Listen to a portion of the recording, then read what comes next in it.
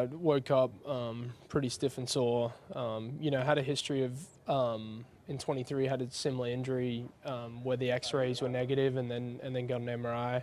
When I woke up today and it didn't feel a whole lot better, it was felt like it was the best next step. Just to confirm, it's a broken wrist, like a fractured wrist. Yeah. I'm flying back tonight to meet with the Boston hand specialist tomorrow. So hopefully, I don't know kind of the nuts and bolts of it, but should find all of that out hopefully in the next coming days. In your mind, you're going to play again this season? Yeah, I hope so. Yeah. How do you kind of wrap your mind around that? You felt pretty optimistic, obviously, leaving here yesterday, and now to have been dealt this blow, just how do you kind of absorb it? Yeah, no, it's challenging. Definitely mentally challenging. Came here to kind of play and be with the group down the stretch. So yeah, it's definitely disappointing, but hopeful that I can be back soon. Oh, it was all good just a week ago. Welcome into Boston has entered the chat here inside our Salem 5 studios. Travis Thomas, the young gun, Keagan Steeple, Nesson, Joe Murray in the house. And look who's back.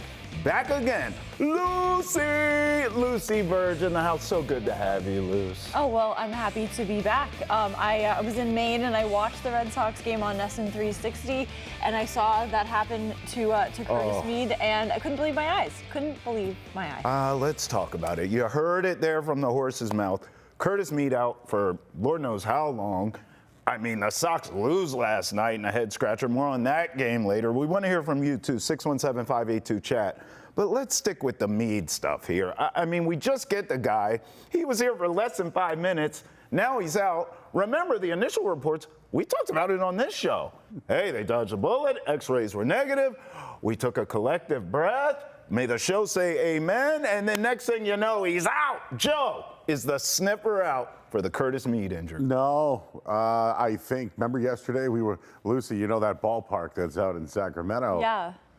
You probably heard about this, but they don't have the equipment at their stadium to do the correct examination. Come on. So will I be critical about the Red Sox for actually speaking on it? Yes. Right? And just so you know, I've been corrected 5 times. We dodged a bullet. Maybe. He said maybe. Maybe. Did? Yeah, because trust me, when I've said it, I've got the, hey, Joe, you forgot the maybe. He said maybe. He said maybe. Don't say anything. Just say, I don't know. Hey, we want the best course of action. We're going to wait this out so we can get the right answer. Did we go through this with Roman Anthony? Rihanna has a crush on me. Maybe. Yeah, right. Maybe. Right. So now I can say anything. If I just put maybe on the end of it. I mean, to be fair, you're not her type, if we're being honest. You don't think I look like ASAP? Wait, you don't have your umbrella today? So look at this MASH. Oh, that didn't hit well. MASH unit. I mean, these are all the injuries here. Keegs, as you look at this, other than wanting to drink yourself passed out level, what jumps out at you?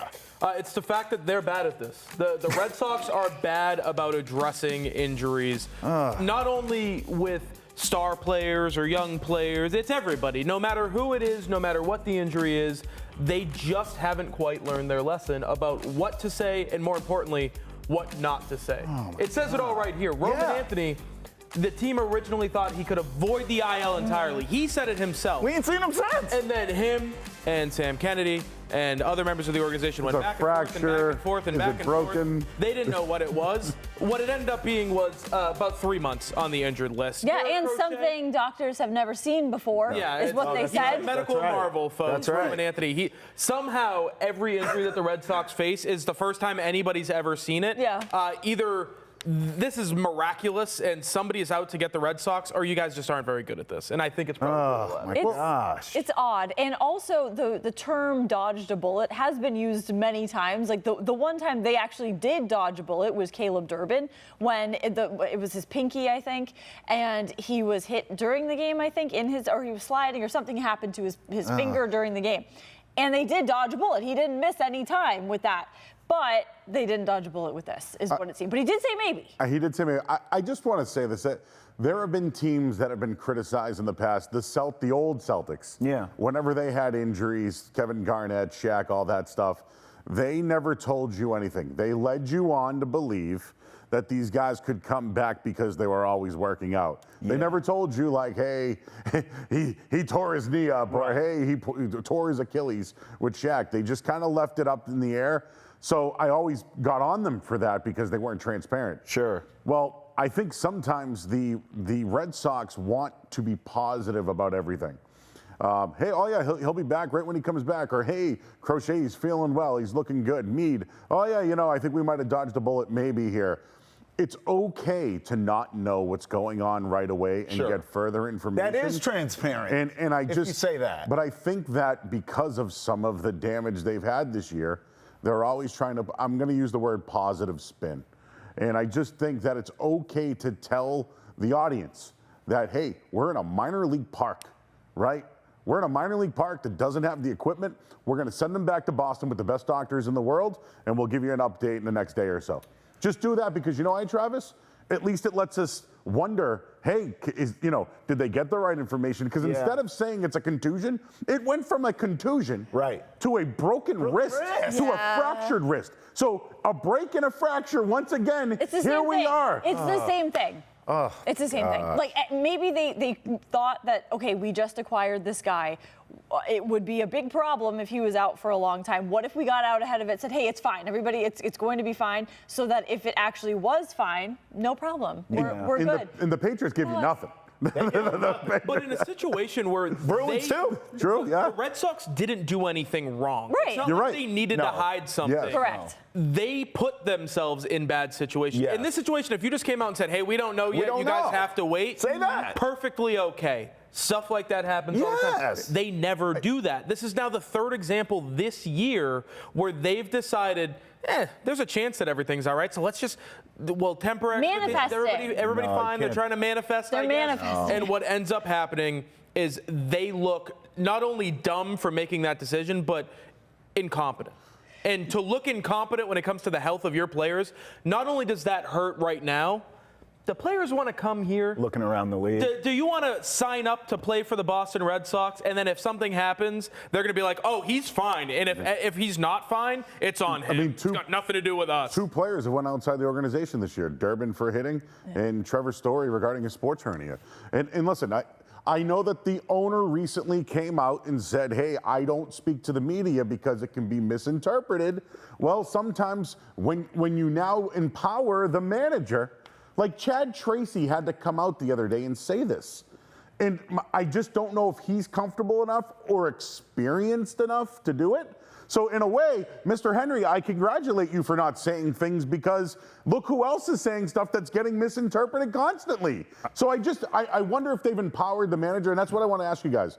Chad Tracy spoke on this. Yeah. It wasn't Breslow. It wasn't Sam Kennedy. It wasn't Tom Warner. Well, they asked him. But that's what I'm trying to say is taking the arrow. That's why I'm wondering, is it positive spin for injuries? Nothing to see here. Everything's going to be okay. Maybe How about you just be honest and say, man, dude's got hit in the, by the way, second time he's been hit because he crowds the plate so much. Loose. It is weird. Chad Tracy has an opportunity there to say I don't know because that's not my role. Yes. That's the Belichickian. But I think remember, it's- I'm not a doctor. I don't know. Sure, right. And Do that. maybe I'm not Mona Lisa Vito over Right. here. Yes. I think maybe they are trying to keep everything positive, and that is kind of how they have gone. And it's because the players hear that, and I think when they do, like Breslow goes on the radio or pregame, whatever, they say we keep it positive because the players hear this, and we want them to know that we have their backs. Maybe Chad Tracy's being positive so that the player knows, hey, we have, but it doesn't apply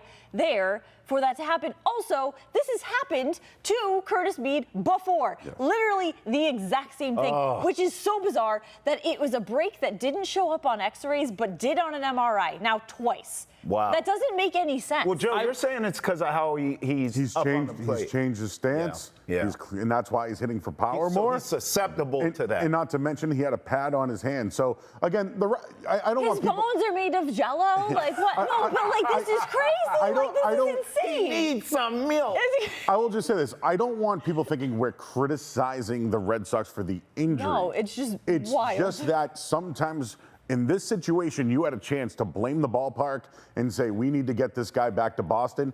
Instead, I think that they empowered the manager to keep it positive, to your point, where maybe he's very inexperienced. Again, still the interim manager. He's good, Sometimes he's great. He's a great manager. We want him to lose the interim. But I think the positivity of the injuries, it might be organization. What is the obsession with spinning a positive narrative? That's what I'm trying to figure out. I think. Like, sometimes things just suck, and you have to embrace it. That's what Joe said, be transparent. I think there's transparency in saying we don't know. That's literally the big, like, it's the easiest thing you can do in the world is I'm not equipped to talk about this. Yeah, we don't know yet. I cannot answer your question. And guess what the person on the other side who's asking the questions can do? Okay. Okay. All right. You can't answer my questions. I'm not going to keep asking you questions. But to try to spin it to a positive manner, it puts you in a position to now have all the backlash. Totally. So, yeah, I don't blame them for the injury, Joe, like you said, but I blame them for the way that they approach this and the way they've approached all the injuries this year. Lucy spoke to that, and she thinks it's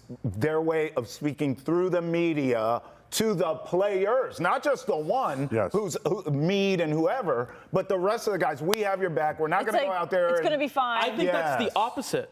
I think that's the opposite of having their back. Because to say we think we dodged a bullet and then the player ends up having a broken wrist and the player's the one that's not out on the field, who are fans going to be mad at? Sure. The player. The fans, like, in being here and talking about it the way I talk about it, I want to take all the pressure off of Curtis Mead because he didn't do anything. Right. No. He just got hurt. He changed his stance because he needed to be a better player. He became a better player. Oh, it sucks he got hit in the wrist. Sure. That has nothing to do with his performance, anything. Right. The only thing that anybody could possibly be upset about is the way the team handled talking about the injury, the information that they did or didn't have, and they went about it the wrong way, as they've done time after time. It may be Joe's fault, but two things come to mind here. One, I think the athletics, the homeless athletics, should be held accountable. What do you mean you don't have the equipment to do x-rays? You're a G-damn professional sports team. I don't care if you play in the Walgreens parking lot. You're a professional outfit. What's your problem? They need to be held accountable. MLB needs to look into this. And number two, you said something, the old Celtics would hide injuries. Bro, I'm thinking of Gordon Hayward in like a debut for a Boston athlete. Now that was worse. That was the worst one. Bro's ankle was all kinds of, but this may be second, huh? Yeah, if you follow me on Instagram, I'm Joe Murray. We made a nice little graphic of Aaron Rodgers with the flag coming out with the Jets. I'm thinking of like Boston. But if you keep it to them, sometimes in this town, the injuries are very vague. We don't get a lot of updates. You mentioned the Bruins. Sometimes they might be at practice, but they're not playing. Right. Usually, if they're not at practice, you know they're out. Yeah. These guys come back fast. In that sport, though, baseball, it really is lingering injuries. And, you know, I think that they want to put a positive light on what's going on. I'm just saying this. Do you feel as though, now I'm starting to make it a story, but do you think that they might have left Chad Tracy on an island with this one? Well, because no one else has really spoken. No one told him to say what he said. No one told him to say what he said, but decided we don't know that. No one told him to say nothing. That's true. Well, I wonder, is it possible? Grown man, you got to know what you can and can't say. No, I agree with you, Trav. Transparent. Hey, man, I'm new here. I don't know what's going on. Yeah. We'll find out when we get back to Boston. Saying we think we dodged a bullet, we hope, isn't transparency. That is. It's positive spin. Yeah, don't Joe's right. spin stuff. Don't spin anything. Maybe Tell the truth. That's all I'm asking. It's wishful thinking. That was his mindset going into it. But is it possible that the term... He's the one guy that doesn't get to have wishful thinking. The term dodged a bullet they have used many times. Yeah. Is it possible that it was just top of mind and he started saying it and was like, ooh, maybe I shouldn't be saying this, and then finished it with maybe? Because he's like, maybe I shouldn't have said that. To protect himself. Maybe he just said But it Lucy, because you've been in production. We can cut that maybe right out, baby. Right? We can just say, hey, nobody heard that one. Right. And Disingenuous, and then now when Remember things saying get that. aggregated, right? And we talked about this before, but listen, it's a freak accident. And unfortunately, a player The timing is insane. The player that they got might be out for the year, Okay. but it shouldn't stop them from staying aggressive. Okay, Travis. so let's go there. Let's pivot to that because we're not doctors. We just play it on Boston Has Entered the Chat. And we take your calls, 617-582-CHAT. So my question now is like, and here's a tweet from Tyler Milliken kind of asking this, you got to go do something, don't you? I mean, after acquiring Mead, prior to his injury, the Sox had remained active in the market for either a shortstop or a catcher who could add more thump to the lineup.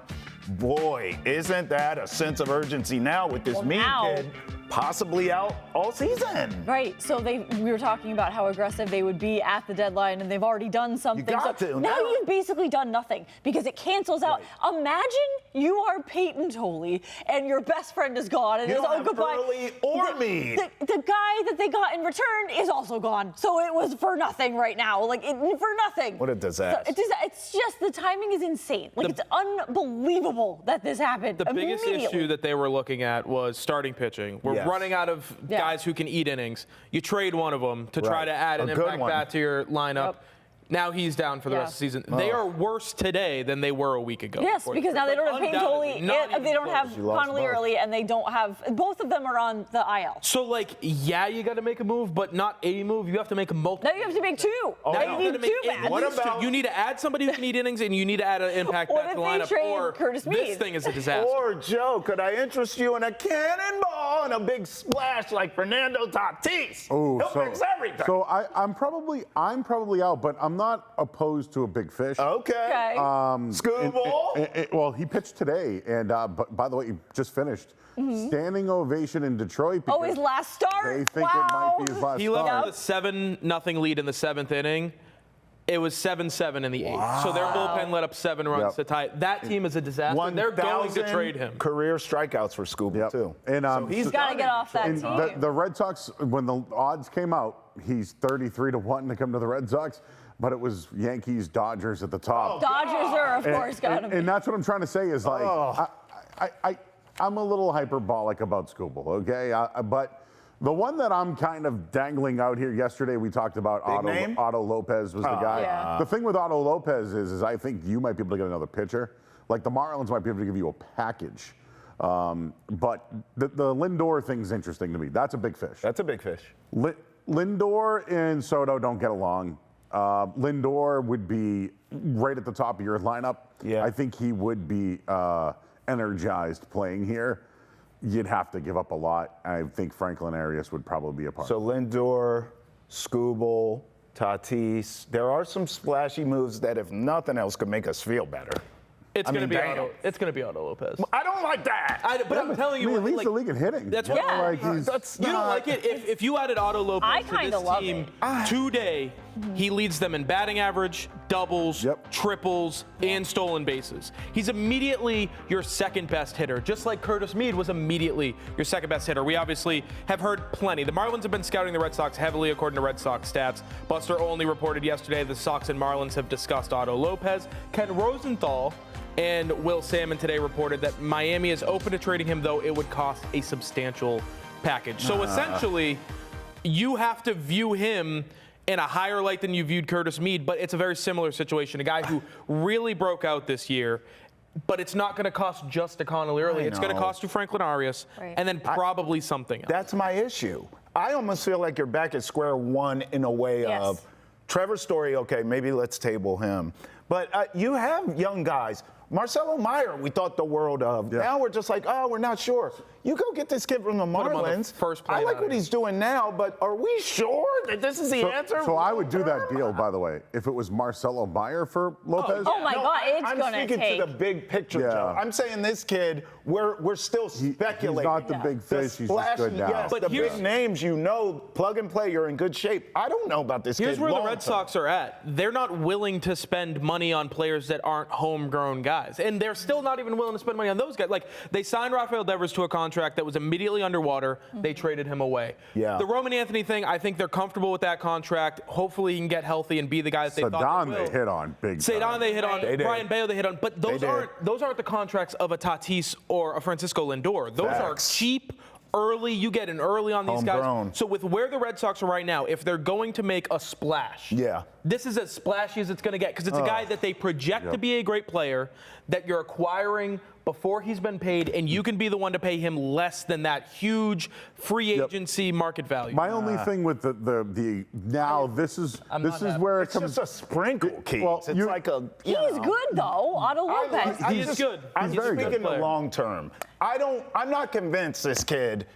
I almost feel like you're back at square He could be a with one. He Marcelo could be a Mead. one-year wonder under team could be. control. But also- just like Mead, though. Mead could have been the same. Well, okay, thing. Mead was a And- one at and bat that's what and they're done. Like looking for. anything can happen. I don't like that. anything. Two plate appearances. Sorry, two plate Two plate appearances. appearances. Excuse me. Not By the way, he stayed in the game with a broken wrist. By the way, should we give him credit for that? Of course. Yeah, no, the he was guy. still in the game. Minutes. Yes. And he was like, wait, I can't move this thing. At We least gotta he's get out of tough. Exactly. Yeah. So The there's swelling that. made it so he couldn't twist his wrist. Right. They took him out. But you never know what's going to happen. So maybe thinking about it long term, it's like, but we need to win right now. Can we, with where we're at today, because the trade deadline's on Monday, things Yeah. are going to start happening Wednesday, Thursday, Friday. Yeah. Yep. Can we all pick somebody that we think they're going to trade for right now? Otto Do you Lopez. guys have somebody in mind? Because for me, it's Otto Lopez. Otto It's Lopez. so clear. He's good.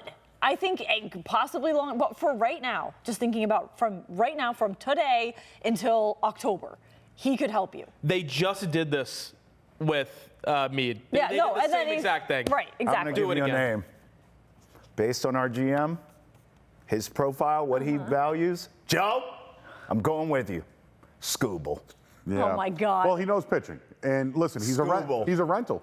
He's a rental. He's a rental, Right. and you double down But philosophically. I- Defense, pitching, I genuinely the hell don't with the think bat. you have enough to give Scoop. Well, I If you think- gave him your entire franchise. gotta give it's the not whole- enough. It's not enough. Well, I just think as a rental, Yeah, but they though, have to move they him. they Detroit. probably have to get a hitter. They're gonna get something They better have to use their somewhere. assets for a hit. This is why I think like the Yankees should be involved, the Dodgers should be Oh, involved. God. But just the thing with Scoop is gonna Lindor, be in LA next week. I'm only bringing up the Lindor thing because the splash probably is the team control guy that can help you now. Yeah. Because that's the way they've been operating. Right. Yes.